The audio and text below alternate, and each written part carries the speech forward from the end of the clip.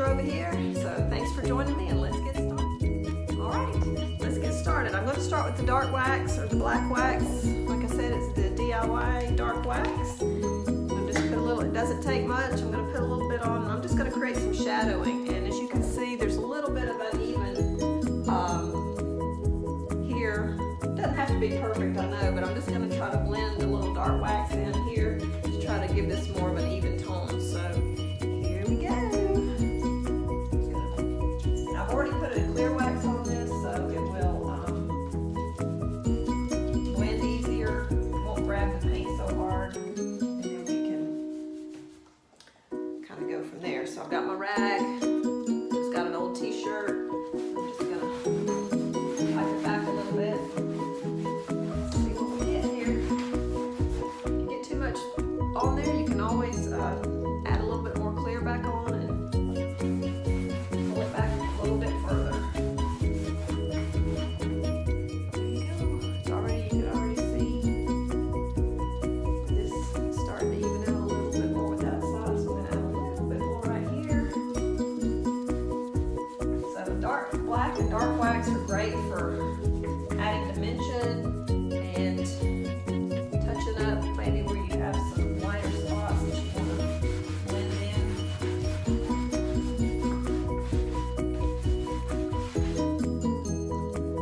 See how that's already blending better?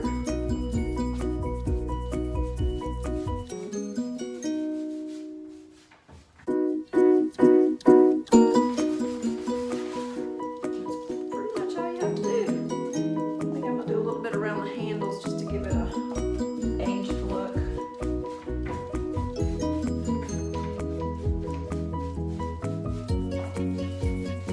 Sometimes if you don't have a lot of wax on your brush, just a little bit, you can kind of just rub it in. You really don't have to do much more to your brush. Just kind of put some around the handles. That's where it would normally kind of dirty. Can you see that? White wax. DIY. Loaded up my brush. And I'm actually going to just do a little bit, maybe right here, just to kind of get this to lighten up with that. I may have put a little bit too much dark right there. So with the white wax, a little bit goes a long way. I'm just going to take it and kind of blend it. See how that just kind of evened it up? Both sides are a little more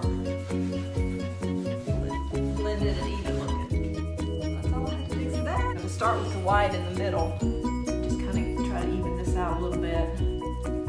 White wax is a great wax to play with and to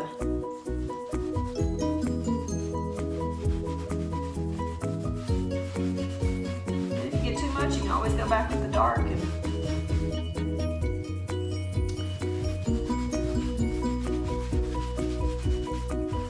just wiping it back a little bit. Then I'm going to go in with the dark kind of around these edges right here and try to just get it to blend. This wax is like butter. Gotta love it. Gotta love DIY wax.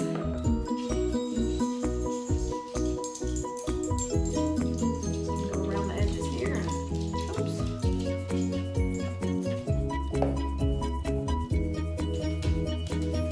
My puppy's helping me. Ollie. He does to help me paint. Now I'm going to go back with my rag and blend it a little bit more. And then the edges will all be blended and it's going to look great.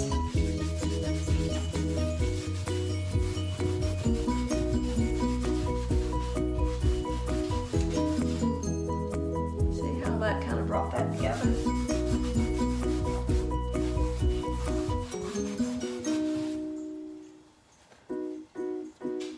I'm loving it.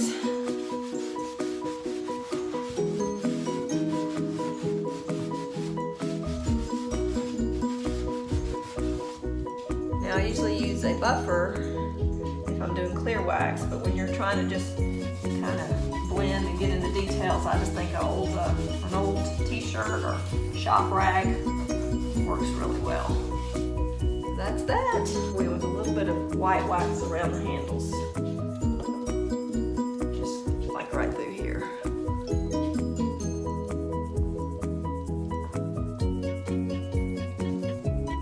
And if I don't like it, I can go back and put some more dark wax. They're fun to work with. Now this is a textured piece, so even though I've already waxed it, that white wax grabs pretty hard right there. But I was able to blend it because I had waxed it, and it just looks pretty cool. Thank you for watching. I will see you soon. Bye. Debbie's Design Diary DIY white wax and black wax was used, along with Paint Pixie paintbrushes. Follow me at brushuprestoration.com, Facebook, and Instagram.